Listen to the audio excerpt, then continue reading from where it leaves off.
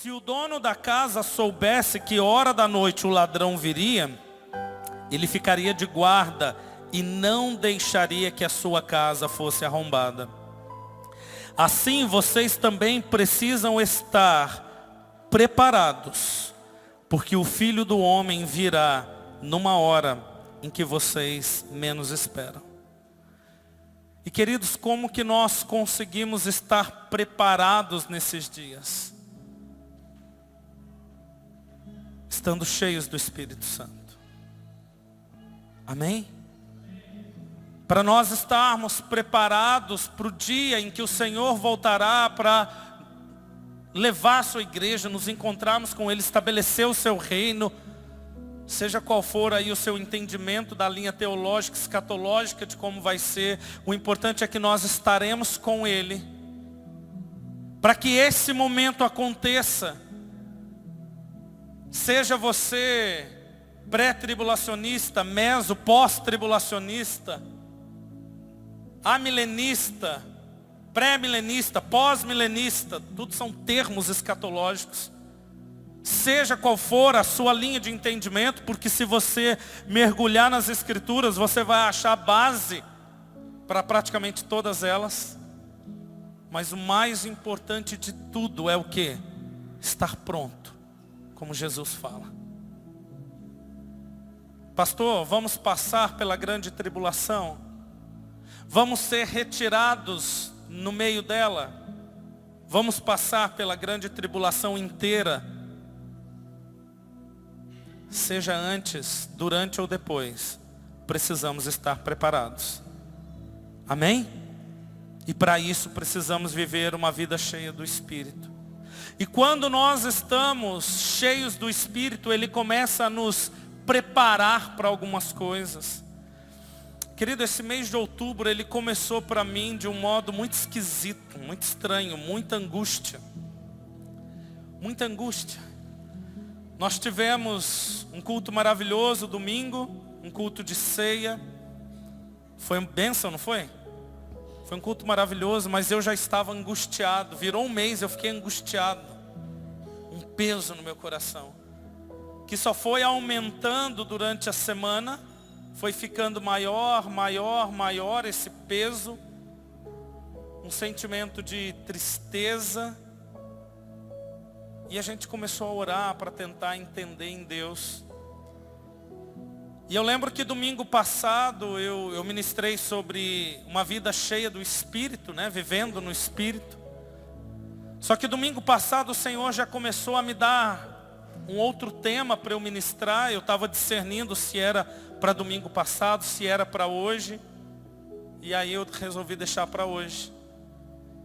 E domingo passado o Senhor já começava a me falar sobre como igreja, a importância que nós precisamos, a importância que tem em começarmos a desenvolver uma consciência de mártir. E é sobre isso que eu vou pregar hoje. Uma consciência de mártir. O que é um mártir, querido? É alguém que morre por aquilo que ele acredita. É alguém que entrega a sua vida por aquilo que ele crê. E essa semana, eu estava martelando já essa palavra, martelando. E eu vou ao longo da semana construindo. O que eu prego aqui no domingo é uma construção. Não é uma palavra que eu pego pronta na internet. É uma construção do que Deus vai fazendo, falando, de uma conversa que eu tenho com a minha esposa, de um testemunho que eu ouço de um irmão. E eu vou montando um quebra-cabeça para chegar no domingo, entregar isso para vocês. E durante a semana, a minha pequena Rebeca, nossa primogênita, vocês já viram que ela é bem conectada com o Espírito, né? Bem sensível ao Espírito de Deus. Ela entrou lá no escritório, no meu escritório, e ela falou: papai, olha o desenho que eu fiz. E quando eu olhei aquele desenho, era uma pessoa com as duas mãos unidas, sem rosto. No rosto tinha uma cruz, no rosto. Ela desenhou de azul e muitas marcas de sangue em volta daquela pessoa. E ela escreveu embaixo: somos mártires de Cristo. Somos mártires do Senhor. É o que ela escreveu. Quando eu vi aquilo, eu falei, meu Deus, olha o apontamento de Deus. Desde domingo, o Senhor me pedindo para falar sobre isso. A minha criança que poderia ter desenhado uma boneca, uma princesa, uma casinha, como ela faz. Hoje eu perguntei para ela e eu perguntei, por que você fez aquele desenho? Ela falou, porque eu senti vontade de fazer, porque eu sei que mais cedo ou mais tarde nós vamos passar por isso. E eu senti vontade de fazer. E isso veio já crescendo dentro de mim com essa confirmação. E de repente, na manhã de ontem, sábado, começam os ataques em Israel. E essa declaração de guerra e tantas pessoas morrendo. E eu falei, não, eu tenho que falar sobre isso. Amém? Então que o seu coração esteja preparado para compreender o que a palavra do Senhor nos fala. Mas antes, deixa eu fazer uma pergunta. Quantos aqui amam o Senhor Jesus? Levanta a mão bem alto. Se você não levantar, eu vou entender que você não ama. Quem ama Jesus, levanta a mão. Nós acabamos de cantar que amamos o Senhor. Mas permaneça com a mão levantada aqueles que estão dispostos a morrer por Ele também. Só quem está disposto a morrer por Cristo, caso seja necessário. Mantenha suas mãos levantadas. Eu não estou aqui para te julgar. Eu estou aqui para te trazer uma consciência de mártir. Amém? Então entenda, querido. Nós precisamos, como indivíduos e como igreja, desenvolver essa consciência.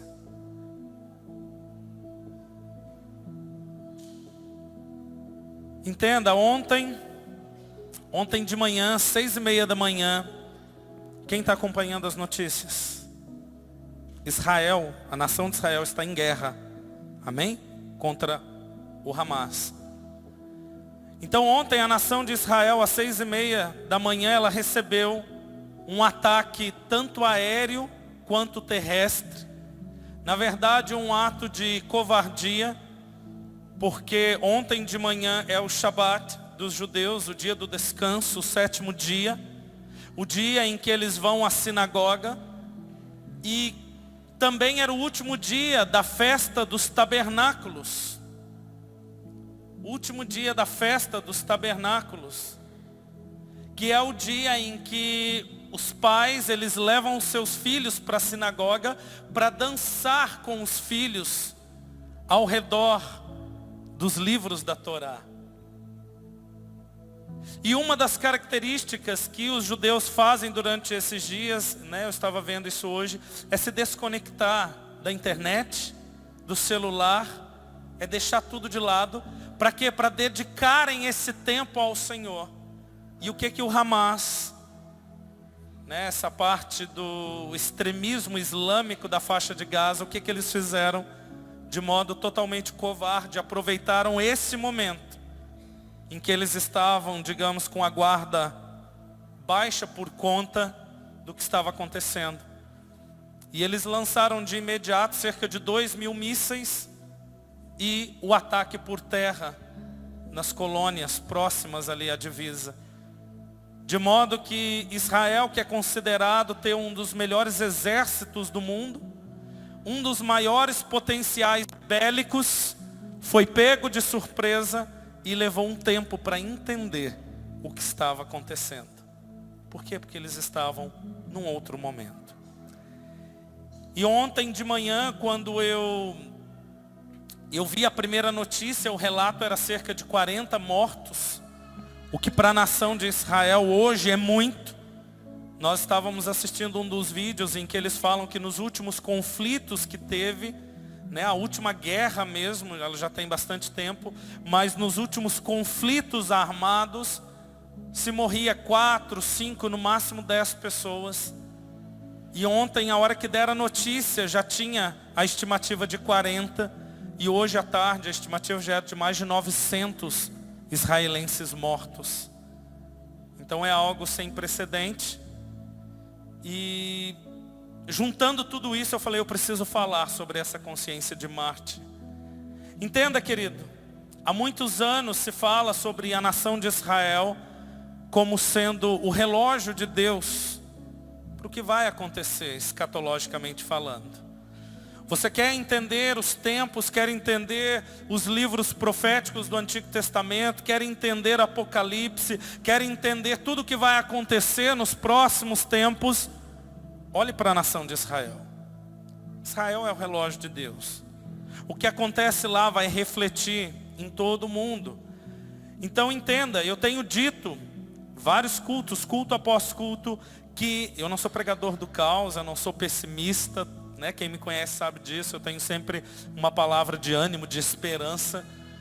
Mas biblicamente olhando, nós precisamos entender que a tendência daqui para frente é para que as coisas piorem.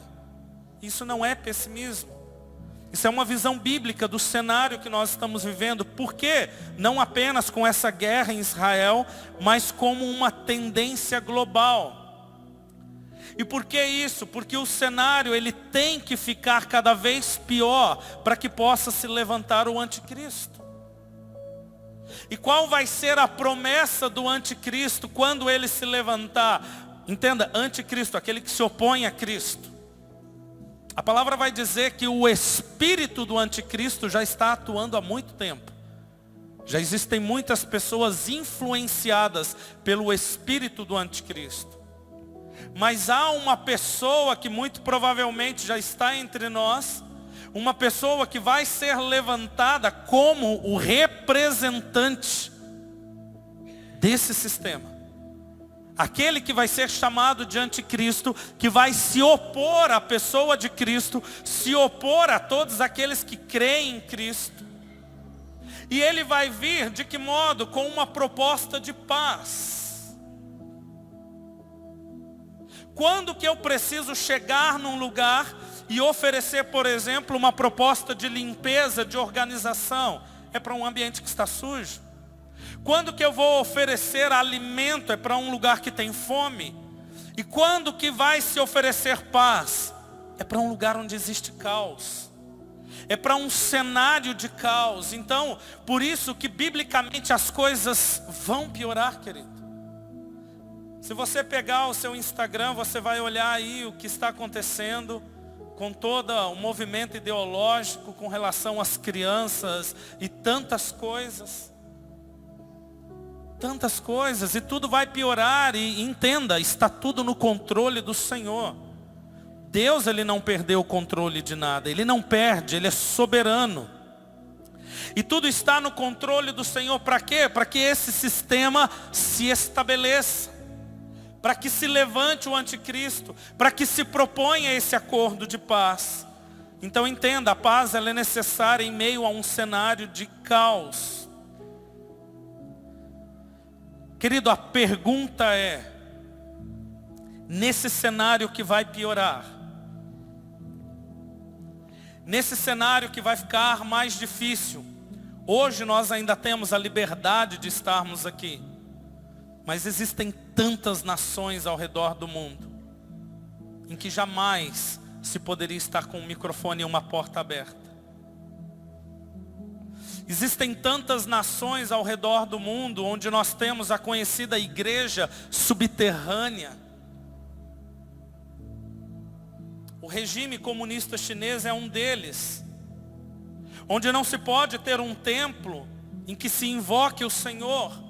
Então a igreja ela se reúne escondida, é em cavernas, é em buracos, é em lugares escondidos, é em casas escondidas, fechadas.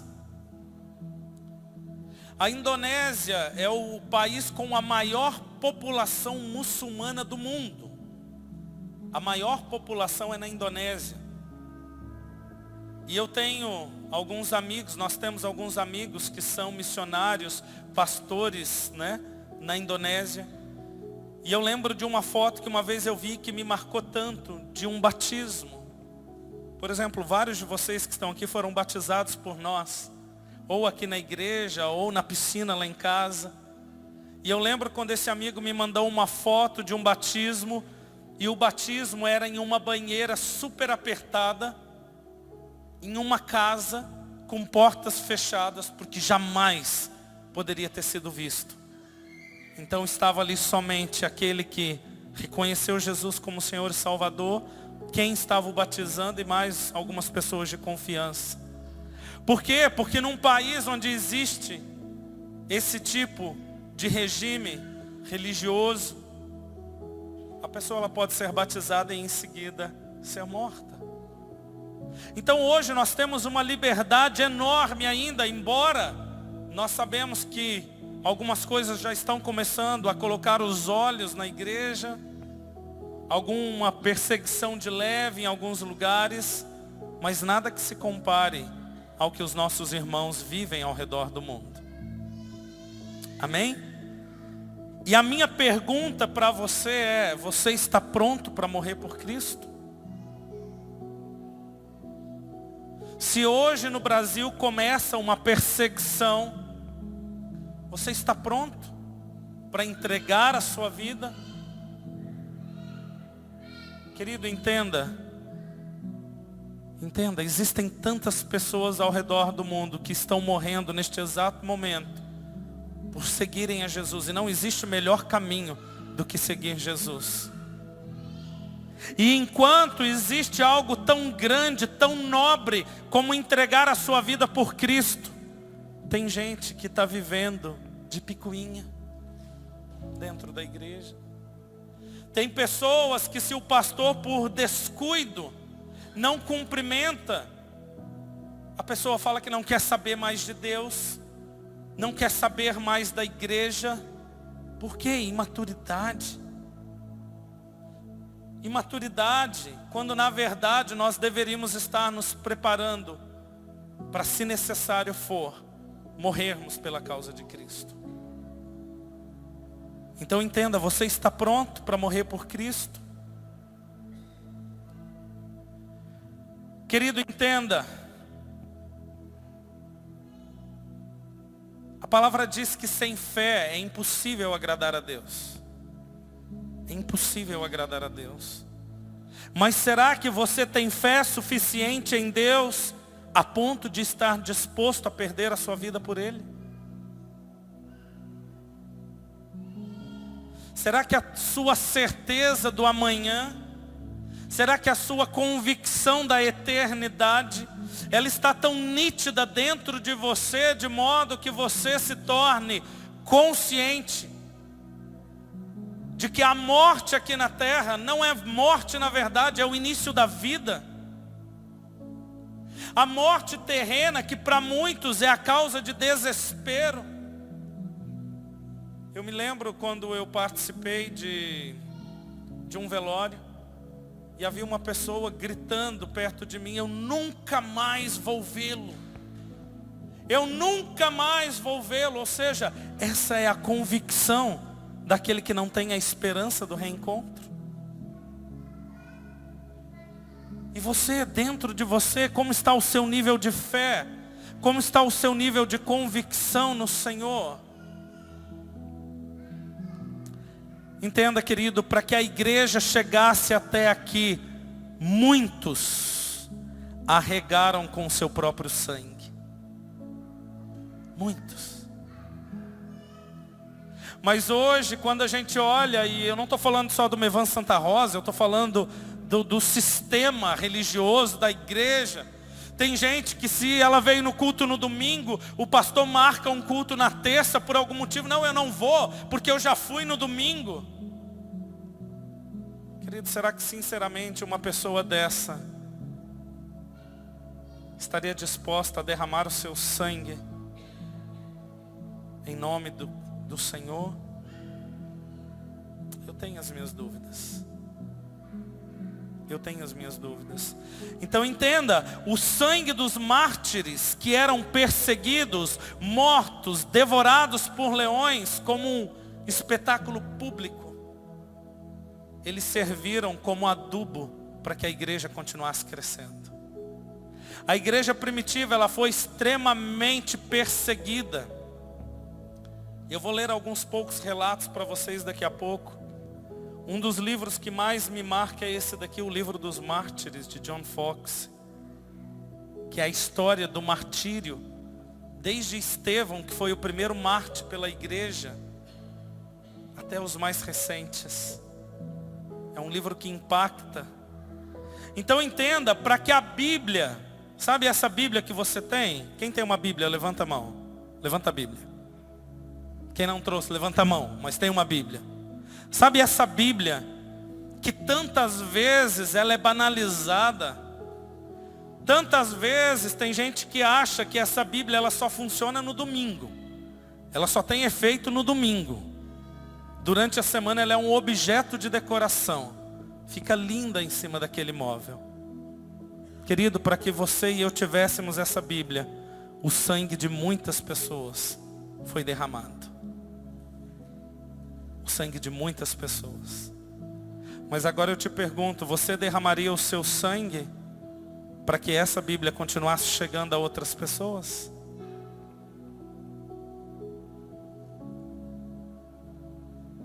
E a gente só consegue ter essa consciência de mártir vivendo uma vida cheia do Espírito. Que é por isso que os discípulos eles foram cheios do Espírito. Para quê? Para testemunhar, para fazer as mesmas obras e para morrer sem negar quando preciso fosse. E entenda, querido, não será diferente nos últimos dias que se aproximam. A palavra fala dos últimos dias. Jesus ele fala em Mateus 24 do princípio das dores.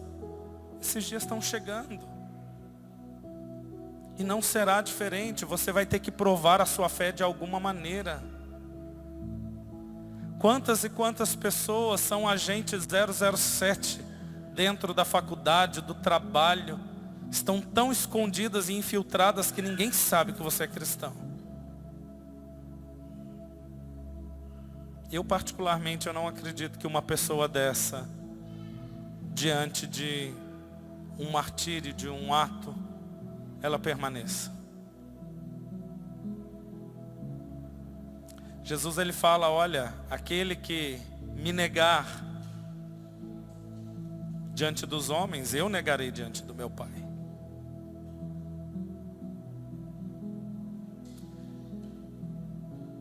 E todos os apóstolos passaram por uma morte cruel. Sabiam disso? Todos os apóstolos. Só teve um que não foi poupado. Na verdade, Jesus disse que João ele morreria de outra forma.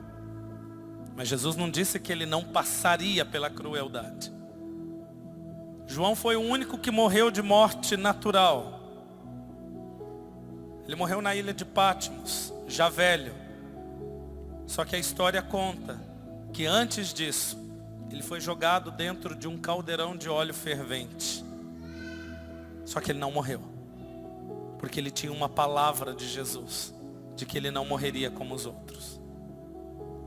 Mas é tão lindo quando você olha, por exemplo, você pega o Evangelho de Mateus, o Evangelho de Marcos, o Evangelho de Lucas, o Evangelho de João, apóstolo Paulo. Mas você sabe como eles morreram?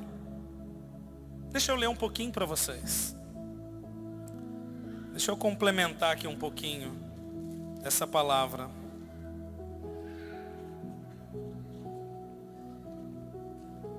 O primeiro mártir da igreja foi Estevão.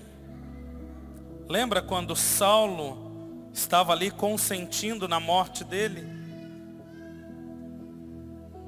E Estevão ele começa a pregar, ele começa a falar desde Abraão. Só que ele aponta para Cristo de uma maneira linda, maravilhosa de ler. E de repente eles começam a apedrejá-lo com a declaração de blasfêmia. E a palavra vai dizer que ele vê o céu aberto. E ele vê Jesus em pé, ao lado, à direita do trono de Deus. Querido, com essa visão, pode tacar pedra, pode dar tiro, pode fazer o que for, ele já estava vendo o céu aberto. Ele sabia que em questão de segundos ele estaria ali, vivendo aquilo. desfrutando daquilo. Então, supõe-se que, eu vou só ler algumas partes, que Estevão tenha sido morto na Páscoa judaica, posterior àquela da crucificação do nosso Senhor, e ao aniversário de sua ascensão, na primavera seguinte. Diante disso, ergueu-se uma grande perseguição contra aqueles que professavam sua fé em Cristo, como Messias. E Lucas vai relatar que fez-se naquele dia uma grande perseguição contra a igreja que estava em Jerusalém. E todos foram dispersos pelas regiões da Judéia e Samaria, exceto os apóstolos. Isso você encontra no livro de Atos, que foi escrito também por Lucas. Tiago, conhecido como Tiago Maior. Deixa eu ler um texto rápido. Quando Tiago estava sendo conduzido ao lugar de martírio, o seu acusador acabou por se arrepender de sua conduta diante do extraordinário do apóstolo. Prostrou-se aos seus pés, implorando-lhe perdão, confessou-se cristão e determinou que Tiago não deveria receber a coroa do martírio sozinho. Dessa forma, foram ambos decapitados ao mesmo tempo. E assim o primeiro mártir apostólico, alegre e resoluto, recebeu o cálice que, como havia afirmado ao nosso Senhor Salvador, ao nosso Salvador, estava pronto para tomar. Timão e Pármenas também foram martirizados na mesma época, um em Filipos, o outro na Macedônia. Então imagina aquele que era o carrasco, o acusador, que estava levando Tiago para morrer. No caminho ele se arrepende. E ele fala, eu também sou cristão. E morre junto. Será que as pessoas que caminham com você, que se sentam do seu lado no trabalho, no escritório, na faculdade, será que elas aceitariam pelo menos vir ao mesmo culto que você vem? Não estou falando nem de morrer junto com você. Será que elas aceitariam estar no mesmo ambiente, cultuando a Deus? Felipe foi açoitado, lançado na prisão e posteriormente crucificado no ano 54. Mateus, que escreveu o Evangelho de Mateus, aquele que era cobrador de impostos, ele sofreu um martírio em Parta e na Etiópia. O seu labor se deu em Parta e na Etiópia, onde sofreu martírio, na Etiópia. Ele foi imolado com uma alabarda, deve ser uma ferramenta, na cidade de Nadabá, no ano de 60. Cortado, imolado. Tiago, o menor, que alguns vão dizer que é o irmão de Jesus, o irmão mais novo, aos 94 anos de idade, 94, ele foi espancado e apedrejado pelos judeus.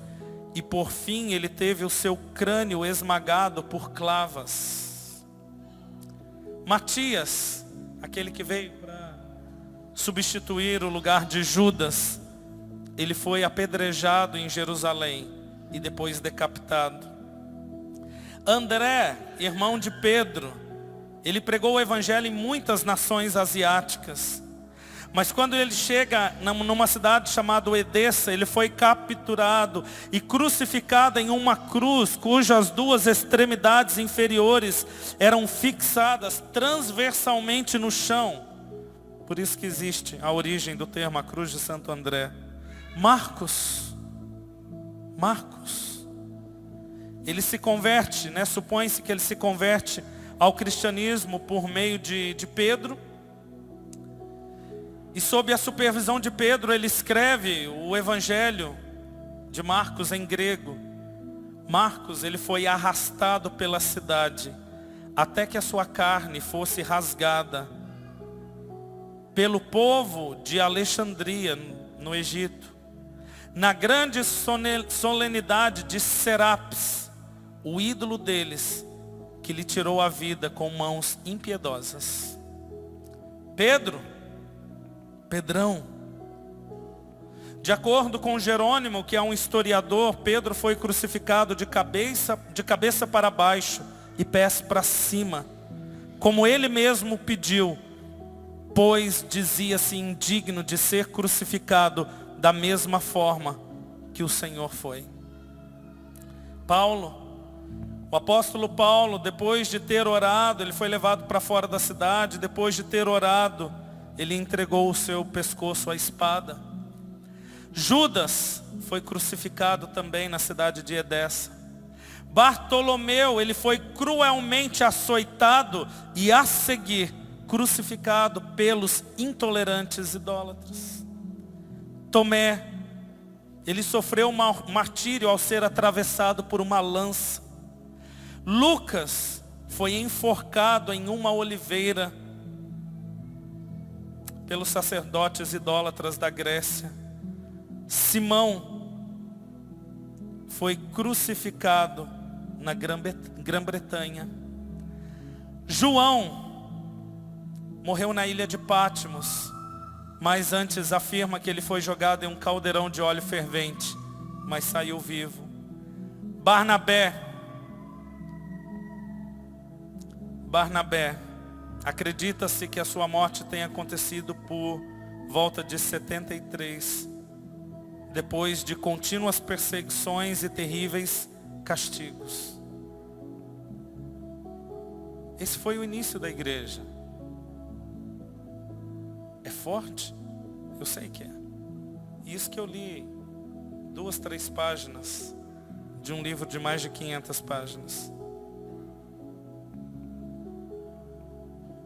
E entenda, querido, nos últimos dias não será diferente.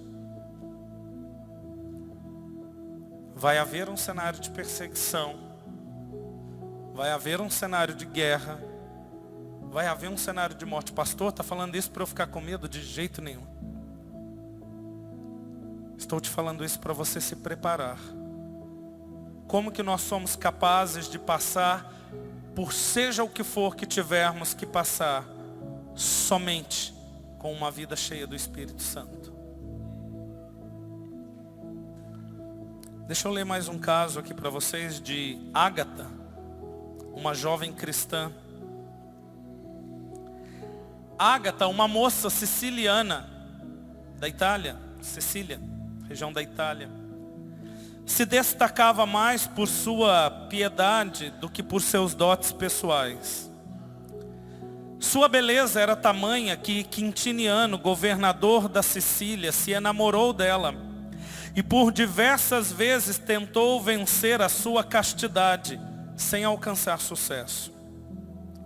Para satisfazer suas paixões com bastante conveniência, ele colocou a virtuosa moça nas mãos de Afrodita, uma mulher demasiado infame e licenciosa. Essa mulher usou de todos os seus artifícios para levar Ágata à prostituição, mas todos os esforços foram vãos, pois a castidade da moça era inexpugnável. E ela bem sabia que somente a virtude poderia fazê-la alcançar a verdadeira felicidade. Afrodita relatou a ineficácia de suas tentativas a Quintiniano, que, enfurecido com a frustração de seus desígnios, transformou a sua luxúria, o seu desejo sexual, em ressentimento. Diante da confissão de Ágata, dizendo-se cristã, ele decidiu satisfazer a sua vingança, como não pôde fazer a sua paixão. Conforme suas ordens, Ágata foi açoitada, queimada com ferros incandescentes e rasgada com ganchos afiados. Tendo suportado tamanho tormento com admirável coragem, foi então despida e deitada sobre brasas ardentes, misturadas a cacos de vidro. Depois levada outra vez ao cárcere, onde faleceu no dia 5 de fevereiro do ano de 251.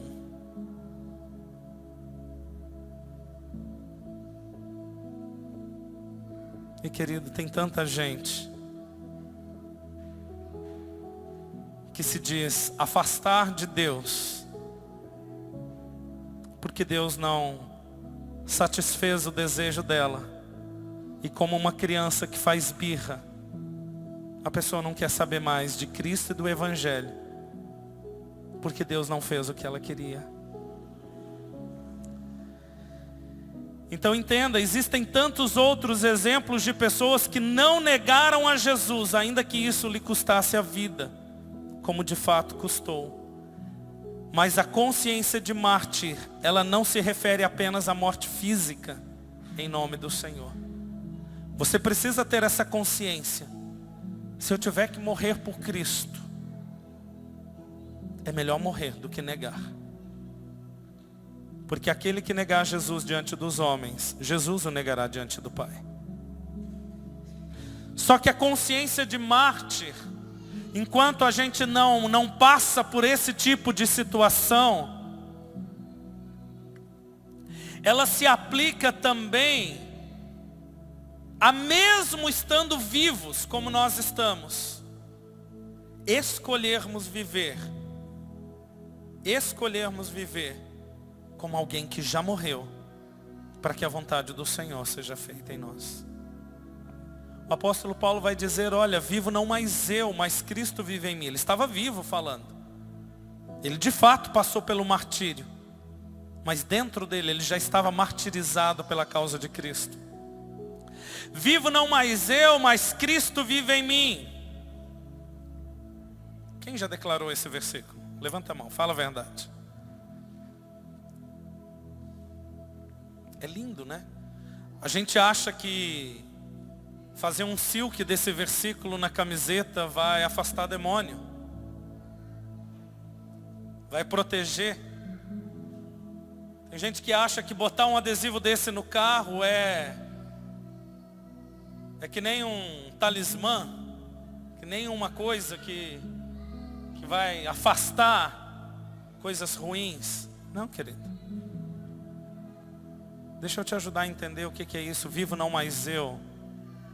É muito simples. Uma pessoa que se declara que não vive mais, ela está morta. Morto tem sentimento? Morto tem vontade? Não. É isso que Paulo está querendo dizer. Vivo não mais eu, mas Cristo vive em mim. Ou seja, a vontade que deve predominar não é a minha, mas é a de Cristo. Ai, tem tanto crente que não vem no culto no domingo porque estava cansadinho. E aí resolveu ficar em casa. Vou ficar. Está mais vivo e mais berrando que não sei o que é.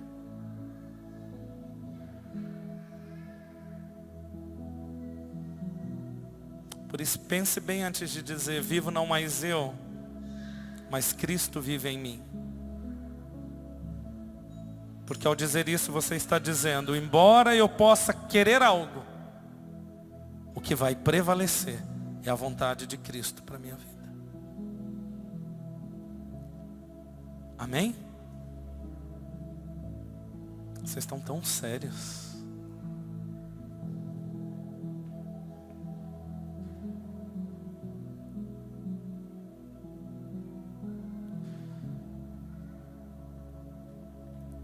Algumas perguntas. Perguntas nos fazem refletir. Algumas perguntas.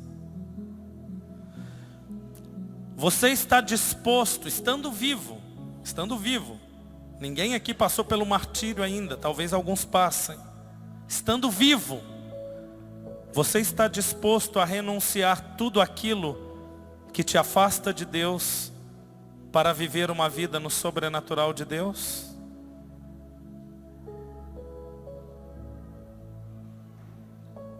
Ou o pecado que te afasta de Deus fala mais alto? Ou o prazer momentâneo, seja de qual natureza ele for, ele te domina.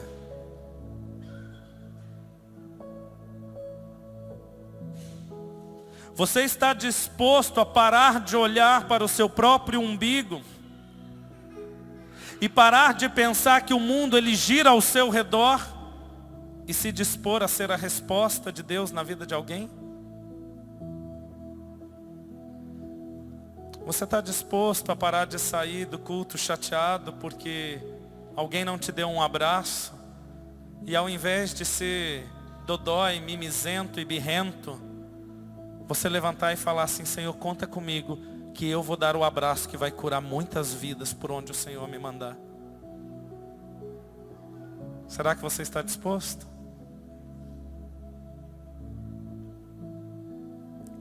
Será que você está disposto a parar de ter um comportamento que nem um bebê? Nós temos alguns bebês aqui na igreja. O bebê, se você não dá o que ele quer, o que ele faz? Chora. O que a Isa faz? Faz birra. Mas ela tem 1 ano. Ela tem 1 ano. Daqui a pouquinho a Eloá vai nascer, vai fazer birra, vai chorar. Normal. Porque essa é a idade de se fazer birra. Querido, vocês que estão aqui já não são mais bebês. Naturalmente, fisicamente falando, nenhum de vocês é bebê. E também não deveria ser bebê espiritual. Então, será que você está disposto a parar de ser um bebê birrento, que diz que não quer mais saber de Deus todas as vezes que Ele não faz o que você quer? E ao invés disso, você está disposto a passar a dizer o que Isaías disse: Senhor, eis-me aqui, envia-me a mim. Envia-me a mim. Será que tem alguém disposto a responder sim para o Senhor?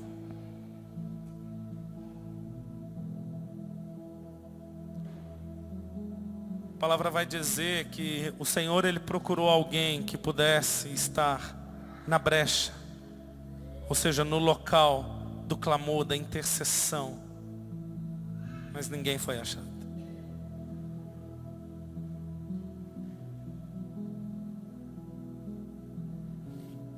E em Isaías, no livro de Isaías, quando o profeta ele tem aquele encontro com o Senhor, primeiro o Senhor vem e toca, ele vê a glória de Deus, ele fica desesperado. Por quê? Porque quando a gente vê Deus, Ele mostra a gente para a gente mesmo. E deixa eu te contar um segredo. Você não vai gostar do que você vai ver. Quer uma prova disso? Faz de novo 3 dias de jejum. Aumenta um pouquinho, faz um jejum um pouquinho maior. Você vai ver que Deus vai começar a te mostrar para você mesmo. E você não vai gostar do que vai ver. E Isaías, quando ele vê quem ele era, a primeira coisa, o profeta conhecido, renomado, parente do rei, o profeta, quando ele vê Deus assentado num alto e sublime trono, a primeira coisa que ele fala: ai de mim que vou perecendo. Ele não falou de ninguém, ele falou dele. E ele se enxergou bem como ele estava. Ai de mim que vou perecendo. Chamar o louvor, por favor. Ai de mim que vou perecendo. E aí ele começa a falar quem ele é.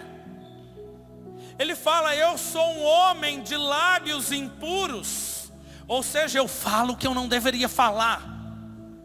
Será que tem gente aqui que fala o que não deveria falar? Será que tem gente aqui nessa igreja se assentando na roda dos escarnecedores para falar mal de liderança, para falar mal de pastor, para falar mal de irmãos? Será que tem gente fazendo isso? Eu não tenho bola de cristal, mas o Espírito sabe de todas as coisas. E naquele momento em que Isaías, ele vê Deus, ele fala: ai de mim que sou um homem de impuros lábios. E eu habito no meio de um povo de lábios impuros. Ou seja, é todo mundo do mesmo jeito. É todo mundo do mesmo jeito. E eu achando que eu era o tal do profeta, parente do rei. Por quê? Porque Isaías, ele se escondia atrás da pessoa do rei Uzias. Só que no ano em que Uzias morreu, ou seja, acabou, caiu a casa para Isaías, eu vi o Senhor. Só que quando Isaías, ele reconhece o seu pecado, a palavra diz que o Senhor, ele manda um anjo com uma tenaz, com um tesourão ali, pegar uma brasa do altar, e ele vai e ele toca nos lábios de Isaías, para que ele seja purificado. E a partir do momento em que Isaías é purificado, Deus, ele não dá um sermão nele. Olha, seu pecador, você não merecia isso. Não, ele fala: e agora? A quem enviarei? Quem há de ir por nós? Ou seja, era como se Deus estivesse dizendo: Isaías, agora que eu te purifiquei, eu posso te enviar? Eu posso contar contigo?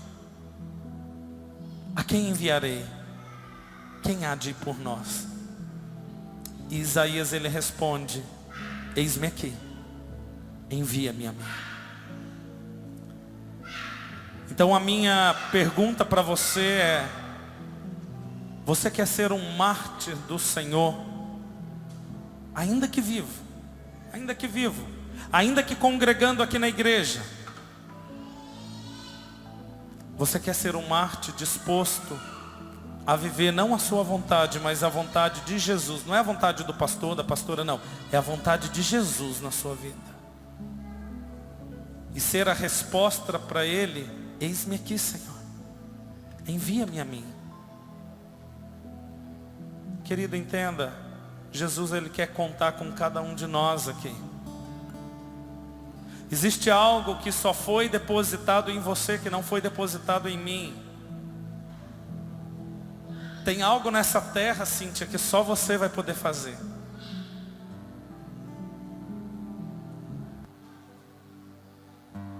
Entende? E a minha pergunta é: quem está disposto esta noite a se tornar um mártir vivo e dizer: Senhor, eu quero morrer para mim mesmo. Quero morrer para mim mesmo. Eu quero poder viver o que o apóstolo Paulo diz: vivo não mais eu, mas Cristo vive em mim. E eu estou disposto a cumprir toda a sua vontade para a minha vida. Quem está disposto? Se você está disposto, querido, a viver a vida que Deus tem para você, sai do seu lugar, vem dobrar o joelho aqui à frente. Vamos orar no altar do Senhor. Pode ser da frente. Vem aqui, vem falar para Jesus: Jesus, eu quero me entregar a Ti, Senhor. Eu estou disposto a cumprir toda a Tua vontade para a minha vida, custe o que custar. Ainda que me custe algumas amizades, ainda que me custe alguns prazeres momentâneos, ainda que me custe, Senhor, ter que abrir mão de algumas coisas, abandonar algumas coisas que nem se compara com a glória daquilo que está por vir. Eu quero me posicionar desse jeito nesta noite. Eu sou o primeiro a me ajoelhar aqui em cima. Pastor, mas eu preciso ajoelhar? Sim, para você dar uma resposta para o mundo espiritual. Para você dar uma resposta para o mundo espiritual, dizendo: sim, eu estou aqui e eu quero viver essa vida em Deus, em nome de Jesus. Vamos adorar o Senhor mais um instante.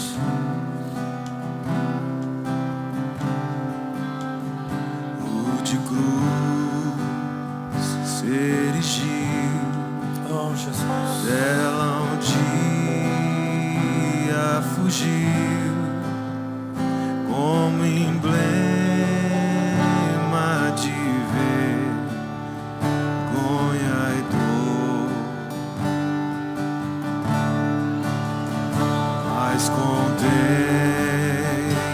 esta cruz, porque nela Jesus deu a vida por mim, pecador. Sim, eu amo a mensagem da cruz, até morrer eu a vou proclamar. Levarei eu também minha cruz, até por uma coroa trocar. Desde a glória dos céus, o Cordeiro de Deus ao Calvário humilhante baixou. Esta cruz tem pra mim atrativos sem fim, porque nela Jesus me salvou. Sim, eu amo a mensagem da cruz, até morrer eu a vou proclamar. Levarei eu também minha cruz, até por uma coroa trocar.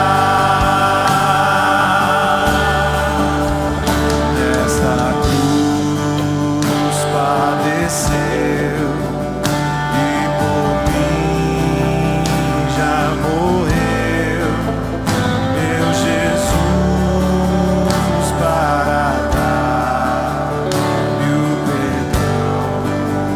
Rendemos a Ti, Jesus.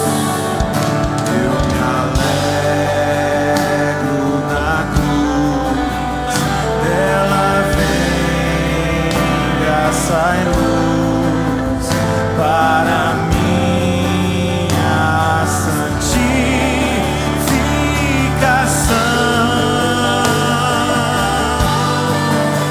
Sim, eu amo a mensagem da cruz, até morrer eu a vou proclamar. Levarei eu também minha cruz,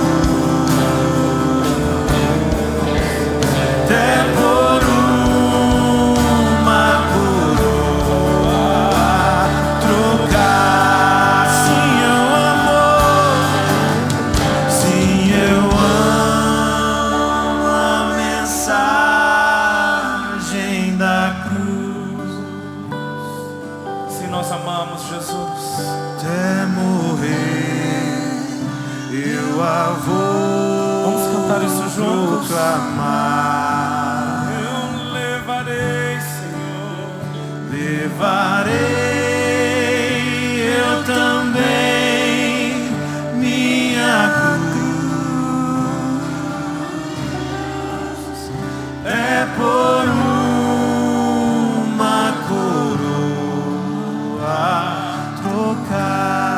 declarar mais uma vez, sim, eu amo. Sim, eu amo a mensagem da cruz. Até morrer eu a vou proclamar. Levarei eu também minha cruz, até por uma coroa trocar. Senhor, nós te adoramos nesta noite. Nós queremos, Senhor, viver a vida que o Senhor tem para nós. Senhor, e diante do teu altar nesta noite, nós decidimos renunciar como mártires ainda vivos, Senhor, tudo aquilo que tem nos afastado de ti. Senhor, eu oro para que nesta noite, neste altar, Pai, se levantem homens e mulheres comprometidos em te buscar, comprometidos em pagar o preço, comprometidos em irem para o secreto, se encontrarem contigo, Senhor. Senhor, eu oro para que quando os meus irmãos se levantarem do chão, que eles tenham deixado diante do altar do Senhor pecados de estimação, sentimentos que os afastam de ti, vícios, que tudo seja abandonado diante do Senhor, para que eles consigam viver a tua vontade, que é boa, é perfeita e é agradável, Senhor. Te adoramos, Jesus.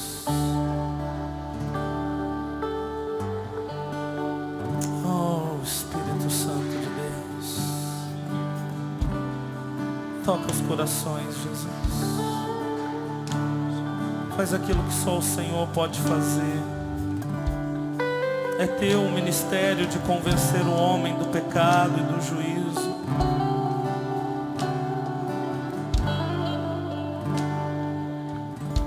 Te amamos, Jesus.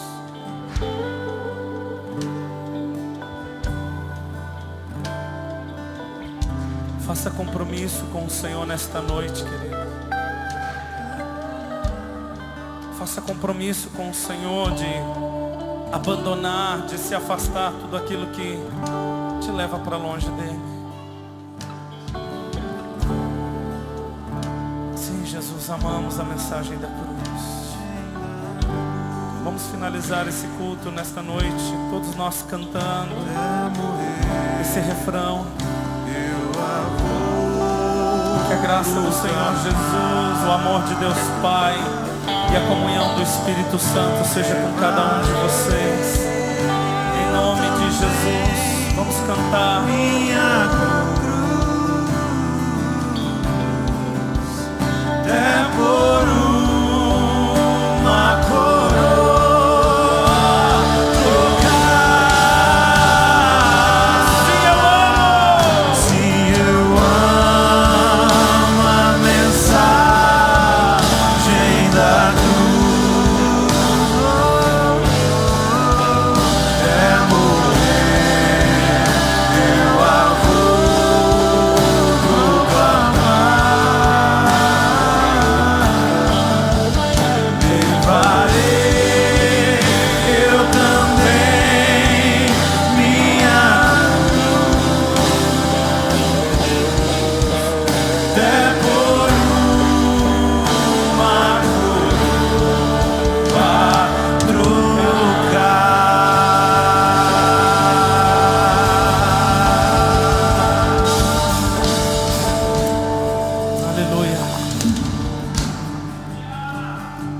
Coração ao longo dessa semana permaneça quebrantado diante dele. Amém? Que o Senhor te abençoe e te guarde, e que ele te livre de todo mal. Em nome de Jesus, vão na bênção do Senhor.